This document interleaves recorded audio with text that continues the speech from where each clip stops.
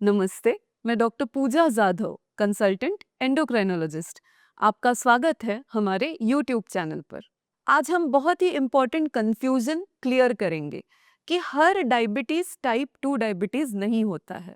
कई बार हम टैबलेट्स लेते रहते हैं, टैबलेट्स का डोज बढ़ाते रहते हैं, पर हमारी शुगर कंट्रोल ही नहीं होती है। ये इसलिए होता है क्योंकि सालों तक हमारा ठीक तरीके से डायग्नोसिस ही नहीं हो पाता है और हम गलत ट्रीटमेंट लेते रहते हैं। तो चलिए समझते हैं डायबिटीज के डिफरेंट टाइप्स, उनके सिम्टम्स और ट्रीटमेंट अप्रोचेस। क्योंकि हर टाइप ऑफ डायबिटीज का ट्रीटमेंट अलग अलग है, इसीलिए डायबिटीज का सही डायग्नोसिस होना बहुत जरूरी है। ज्यादातर लोगों में टाइप 2 डायबिटीज ही पाया जाता है, जिसका ट्रीटमेंट अक्सर गोलियों से हो जाता है। इन लोगों में इंसुलिन हार्मोन का रेजिस्टेंस होता है, यानी कि इंसुलिन हार्मोन शरीर में ठीक तरीके से काम नहीं करता है। तो ऐसी दवाइयाँ जो इस रेजिस्टेंस को तोड़ती है, ये दवाइयाँ टाइप 2 डायबिटीज में ठीक तरीके से काम करती है। ज्यादातर टाइप 2 डायबिटीज में इंसुलिन की जरूरत नहीं पड़ती है और वो गोलियों से ही कंट्रोल हो जाता है। पर कई बार डायबिटीज टाइप 2 ना होते हुए कभी टाइप 1 भी हो सकता है, या फिर लाडा भी हो सकता है, या फिर सेकेंडरी डायबिटीज भी हो सकता है। तो आइए जानते हैं इन डायबिटीज के बारे में। टाइप 1 डायबिटीज जो है वो अक्सर यंग लोगों में पाया जाता है, जैसे कि बच्चों में। पर कई बार टाइप 1 डायबिटीज ओल्ड एज तक भी कभी भी हो सकता है। इस प्रकार में जो इंसुलिन बनाने वाले जो घटक रहते हैं वो बिल्कुल काम नहीं करते हैं, तो हम कितनी भी गोलियां लेंगे तो कुछ असर नहीं होगा। इस टाइप ऑफ डायबिटीज के लिए इंसुलिन ही जरूरी होता है। इसके अलावा लाडा एक डायबिटीज का टाइप होता है, जो कि लेटेंट ऑटोइम्यून डायबिटीज इन अडल्ट्स होता है। इसमें दवाइयाँ कुछ साल तक तो काम करती है, पर उसके बाद जो बीटा सेल्स यानी कि इंसुलिन बनाने वाले जो सेल्स है वो पूरी तरीके से नष्ट हो जाते हैं और इसीलिए उसके बाद दवाइयाँ काम नहीं कर पाती है। इन पेशेंट्स को भी इंसुलिन की जरूरत पड़ सकती है।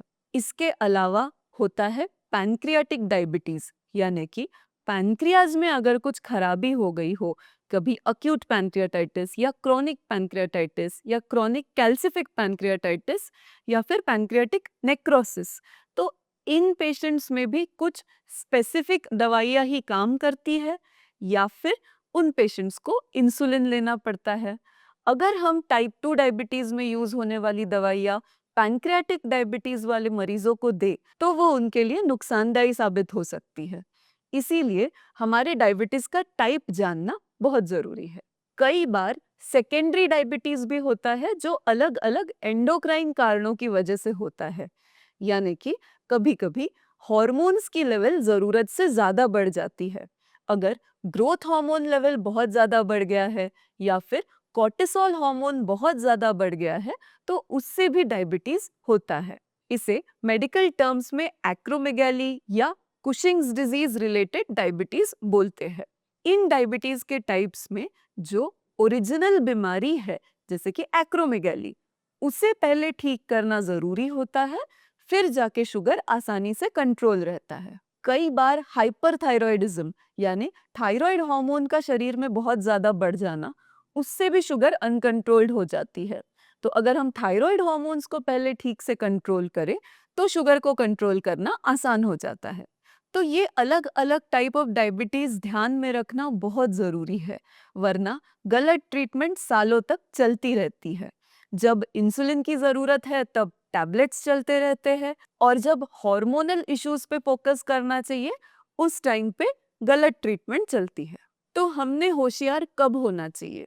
अगर हम बहुत पतले हैं पर फिर भी हमारा शुगर कंट्रोल ही नहीं हो रहा है, अगर हमने बहुत ज्यादा वेट लॉस किया है, या फिर बहुत दवाइयाँ लेने के बावजूद दवाइयाँ काम ही नहीं कर रही है, के अलावा शुगर तो कंट्रोल में है पर सारे सिम्टम्स परसिस्टेंट है, थकान, बार बार पेशाब होना या वजन की कमी होना, ये सब चालू ही है, तो इन केसेस में टाइप ऑफ डायबिटीज जानना बहुत जरूरी है।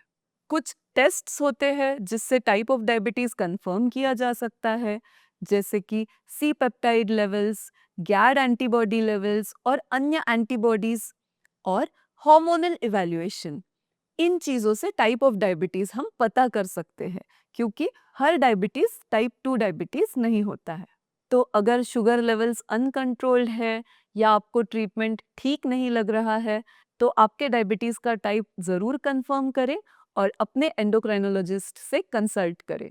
अगर आपको आज का वीडियो उपयोगी लगा हो तो इसे लाइक करें, ज़्यादा से ज़्यादा लोगों के साथ शेयर करें और हमारे चैनल को सब्सक्राइब करें। धन्यवाद।